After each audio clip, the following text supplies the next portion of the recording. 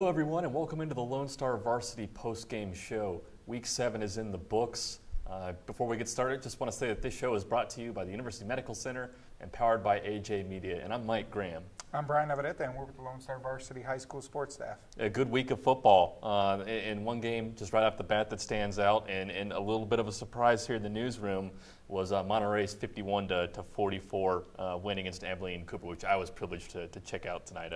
What a game it was. I mean, Monterey builds up a 20-0 lead, and Cooper basically chases them the rest of the way. And I guess the most ironic thing about this win is Brylan Lawson-Young comes up with 324 total yards, and he was phenomenal. But when Monterey had to get their final touchdown of the game to stay ahead, Lawson-Young got banged up a little bit on his leg.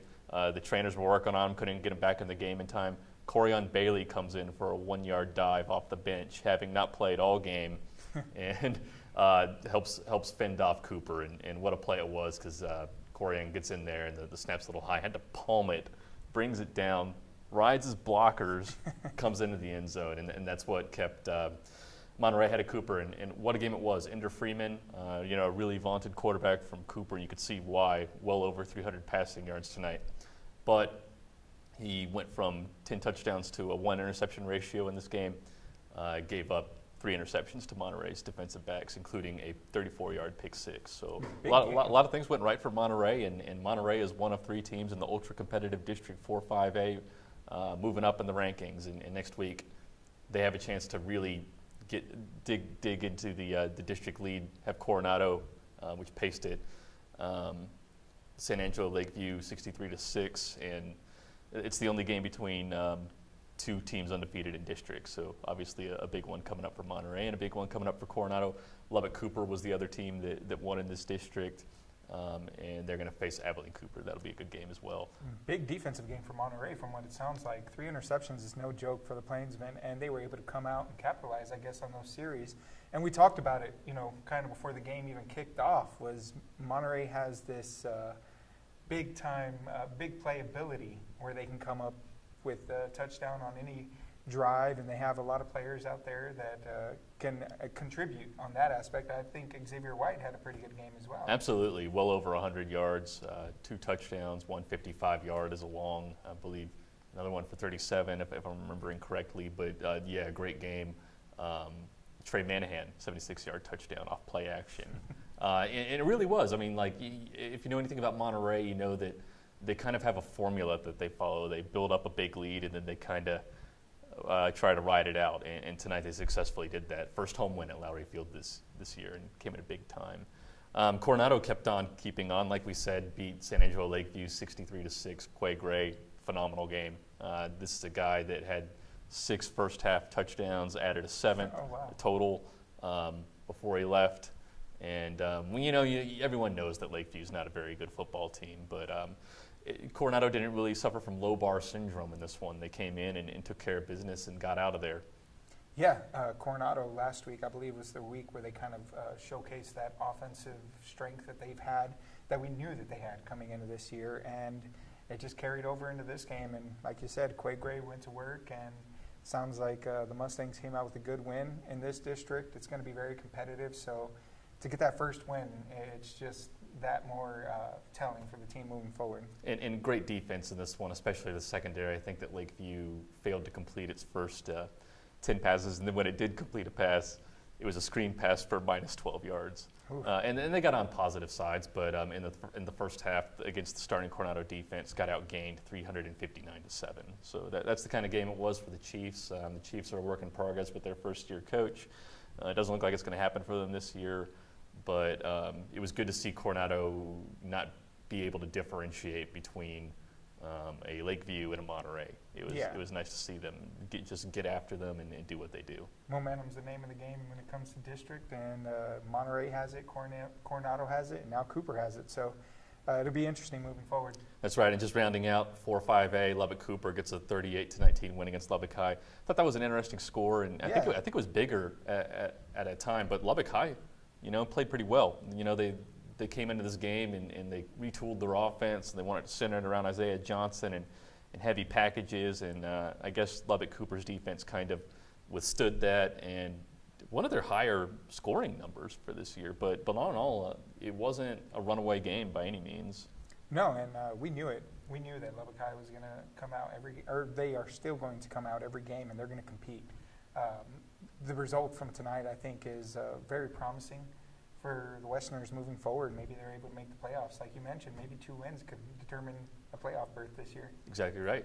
And then District 2 2A Division 1 was another one we were really excited about. And you got to go see Abernathy for the first time this year. And Abernathy 49-16 over a previously unbeaten Sundown team on a night where 4 teams came into this district unbeaten. And now only 2 remain undefeated. That's right. One of the shockers of the night, I think, is Floydada topping Hale Center. Yeah, kind of going back to the Antelopes a little bit. They were able to really capitalize on offensively really early on. Cole Carlisle, he's a really good running back. Talking with Daly afterwards, he was saying that they knew that he was going to be a big-time player for them coming into this year.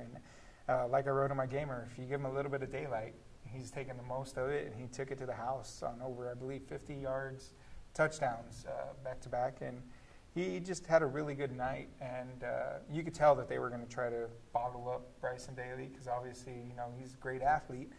But whenever you're focusing on quarterback 100% of the time or 90% of the time, that 10%, the running back is coming out of the backfield and he's taking it to the house. So the Antelopes just looked really impressive against Sundown, who also had a really good game. Their quarterback, Christian Huey, still went over 200 yards passing. But the defense really became the determining factor for Abernathy in this win. And we were actually able to catch up with Coach Daly after the game. No, we had a great game. We had to win that first game in district, so make sure that we have a chance later on for a district championship. And we played a great team tonight in Sundown, and we just defensively we had a lot of takeaways, and then Cole Carlisle went off at tailback, and we just did a great job. And I'm so proud of the kids and their effort, and I told them to celebrate tonight because we got to get ready for Olton starting tomorrow. So, but we're proud of them, and hopefully we can keep going. Now, this was Lone Star Varsity's first chance to see Abernathy since their state semifinal game down in San Angelo against Crawford. And it was billed as a quarterback duel, and Bryson Daly, obviously now as a sophomore. But how did Christian Huey compare to his counterpart for the Antelopes? He's good. I think what a lot of people didn't realize before, maybe coming into this game, and maybe I hadn't realized it either, but he's a sophomore too. Mm-hmm. These 2 kids have been playing against each other for a while now. Christian Huey is a good quarterback. He's very elusive. You could tell with the system that they have built around him that he has just been able to, be that thing that teeters them into the winning column. He has to make the short pass. He makes a long pass. He does a really good job under center. I think moving forward in the next couple of years, Sundown has itself a pretty solid quarterback in Christian Huey. Stephen Quintanilla, who is a cross-country runner, or, usually you're reading the headlines about him in the cross-country, but he's a really good wide receiver for Sundown, and he comes back again next year. They're really young right now, Sundown, but they're really good. Same with Abernathy. They don't graduate anybody after this season, I don't believe. Yeah, it's going to be a fun district still, although now it's looking exactly like we thought it might before these couple of teams got hot in Hale Center and obviously Sundown. New Deal beat Olton, and New Deal remains undefeated, just like Abernathy. So that's going to be a game to get out to in a couple of weeks when those 2 teams meet together, Abernathy and New Deal. If I can already call that game, I call it. I would love to see New Deal at Abernathy. It's always a good game between 2 good teams. So, kind of going down the list a little bit, New Deal did get that 46-7 win over Olton. Hale Center, who was one of our undefeated teams coming into district play, lost 25-21 to Floydada. All Saints is doing really well for its first year with football. Absolutely. Beating third win, right? Yeah, and I believe it beat Plainview Christian 74-70. So some pretty good results all in all tonight. And that's going to do it for us. Kind of late. Monterey held us up a little bit. We really appreciate you guys stopping by to watch us at 12:40 in the morning.